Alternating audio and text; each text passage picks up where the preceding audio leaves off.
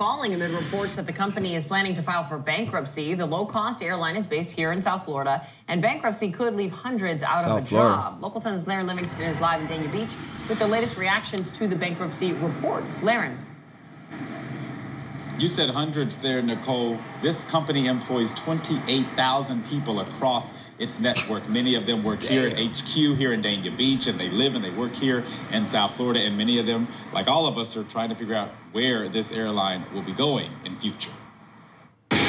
Spirit Airlines says it's been in active and constructive discussions with its note holders about restructuring, as well as exploring ways to improve liquidity. Obviously, Spirit's been going through some purchasing options with JetBlue and with Frontier, looking at restructuring some debt.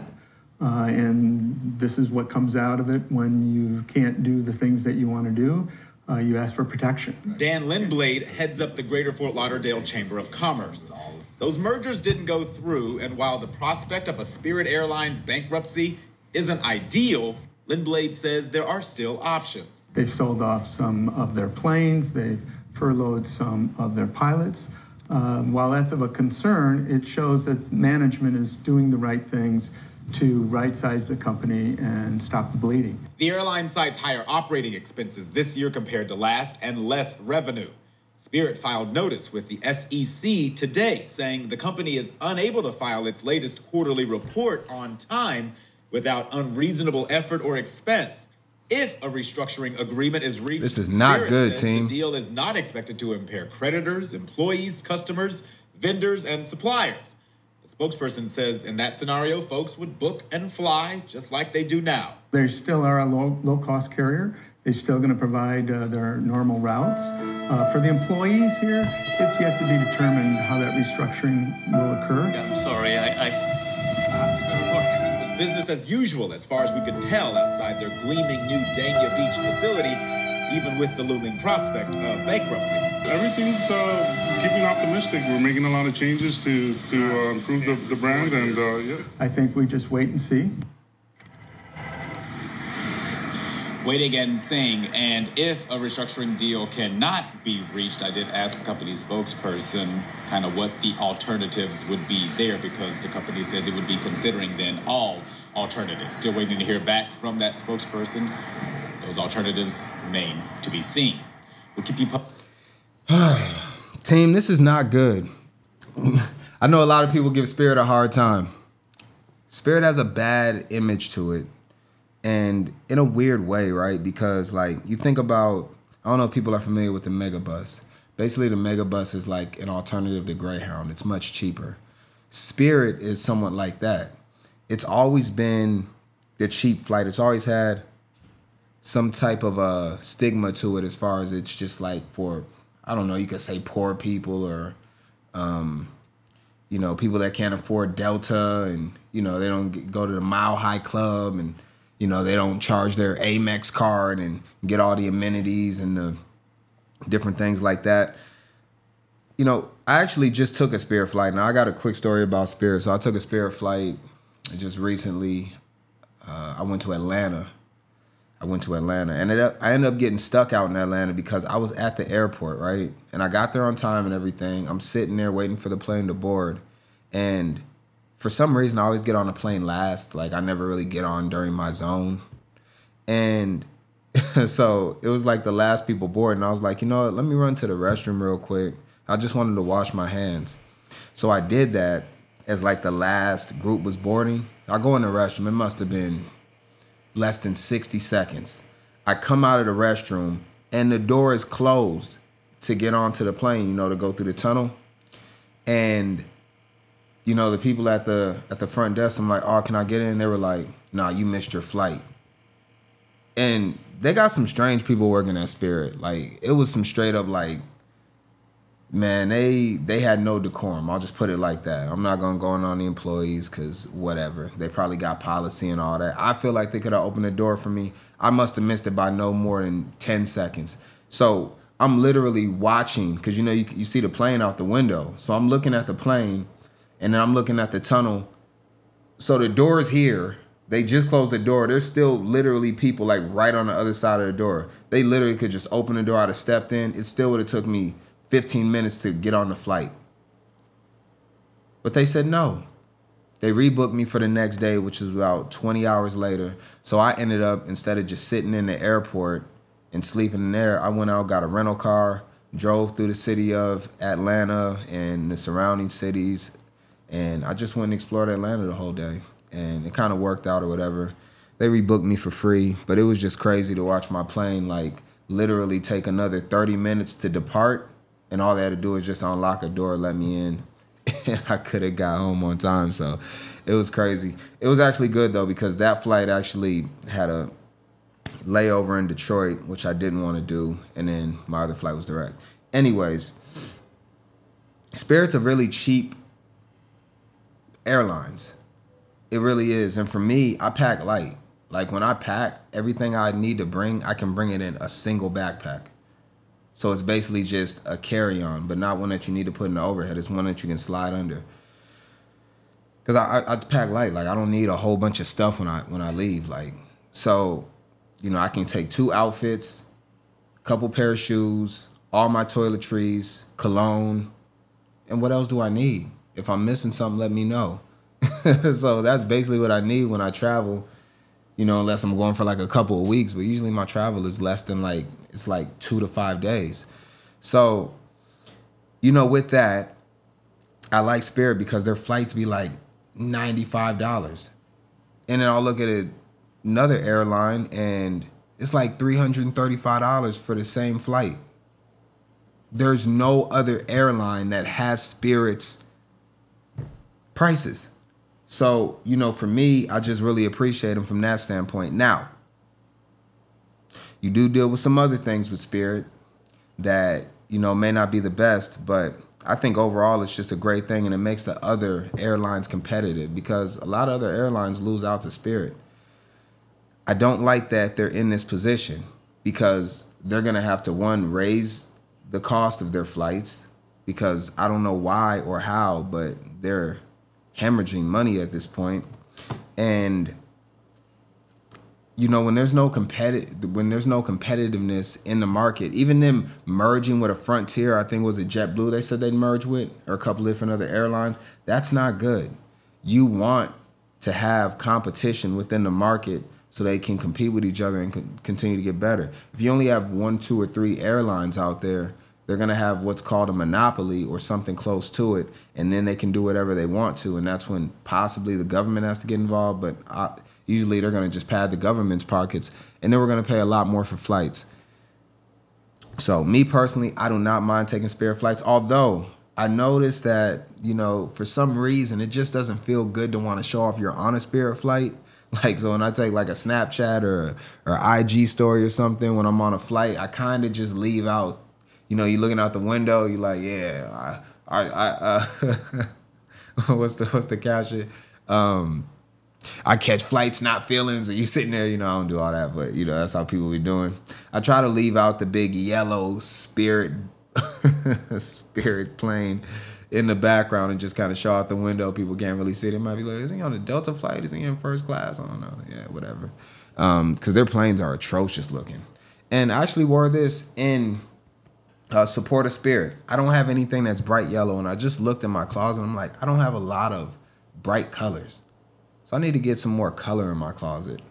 But this is the closest I have to yellow, which is kind of, you know, like button up, nice shirt, you know, kind of got a Hawaiian feel to it, a little something like that. Some of you will wear it on the beach maybe, like a little beach party. You can wear this. Why do I got the screenshot on this guy? He's been here the whole time. Have y'all been able to focus on me with this guy here? Let's go here. Now, this isn't all that we got. We're going to run through this last video real quick and just look where demands, but they stood strong, united. We got on the picket line. Boeing going on strike. After weeks on Watch this one real quick, team. I'll be right back. Are rejecting Boeing's latest offer once again. The union is demanding a 40% pay raise and for the company to reinstate their old pension plan. Boeing machinists will now enter their 7th week on the picket line. This after 64% of that union rejected the company's latest contract offer on Wednesday. Today, concerns about the financial impact of this strike are growing larger. Fox 13's Frankie Thompson explains the effects this could have on our economy, Frankie. We know this strike is costing Boeing a fortune. The company reported losing more than $6 billion in the third quarter of this year. It's estimated this strike has cost Boeing nearly $8 billion. But with the strike going on for so long, financial concerns are starting to grow among our neighbors, businesses, and local economy. Boeing's latest contract offer still not good enough for thousands of machinists. They're back on the picket line after rejecting Boeing's 35% pay raise over a 4-year period and a $7,000 bonus. We stand together, and our members as a whole have rejected this to remain on the picket line, and that's what we will do. That's what we do well. We stand together. From the start, the union has demanded a 40% raise and reinstating their pension plan that Boeing cut in 2014. No pension, no planes. The least they could do is bring the pension back. So, yeah, that's a big point for me. And the wage increase could be higher. 33,000 machinists now approaching 7 weeks off the job. Local economies that rely on those workers spending their money are starting to question the possibility of a financial hit. It's why the Seattle Southside Chamber launched this survey to get those answers and study the economic impact on communities because of this strike. Of course, I want to go back to work, but if it takes more time, then I'm willing to fight for it. The Seattle Metropolitan Chamber of Commerce conducted a study finding Snohomish County sees the highest dollars in local revenue. Results show the impact of Boeing workers' total spending in the Linwood-Everett area is $1 billion per year, and North Everett to Arlington at $615 million per year. Boeing stock dropped 0.41% to its lowest point of the morning. Today, Boeing officials tell me they are disappointed in the team. So you got to be careful what you wish for. I bet I'm changing right now, team. I got to get ready to go in a little bit. My kids got a wrestling scrimmage coming up, so I'm doing all this on my way out. We're going to make it happen, team, at all times. It's not hard being a parent, by the way. Totally separate from this video. I'm just telling you that. Now, be careful what you wish for, because this is about 2 to 3 weeks ago, maybe a month ago, the video we just watched. Now, look at what happens. When you ask for too much, you end up getting nothing. All right, Taylor, thank you. Today, Boeing employees will learn if they will have a job in January, and that includes some machinists who just wrapped up a 2-month-long strike. Fox 13's John Hopperstad in the newsroom right now. John, how many job cuts are we talking about? Well, Bill, according to the Seattle Times, this could be 10% of Boeing jobs cut by mid-January, and that's about 17,000 workers. And today is when employees will find out if they'll be losing their job this holiday season. These cuts will be spread out across the company, targeting overhead and non-essential positions. Engineers and production workers will also be part of the layoffs, and that includes some machinists who just finished up with that strike. Now, the machinist strike heavily impacted Boeing's ability to make and deliver planes, and according to the Seattle Times, the company only delivered 10 jets from Washington in the entire month of October. 4 other jets were delivered from their South Carolina assembly plant, and that's the lowest total since the height of the pandemic 4 years ago. It also pales in comparison to their top competitor, Airbus, which did deliver 62 commercial jets in the month of... All right, team, we're going to go into undirected perspective. I'm rushing a little bit now, team. Let's see. How much time am I giving? I'm only giving like 5 minutes. All right, I got to go. So what do we got for this? Well, you've seen pretty much everything that's going on. I think what we need to look at is that, you know, this has really big implications. Like, flying is so much easier than driving. I know people say, you just drive.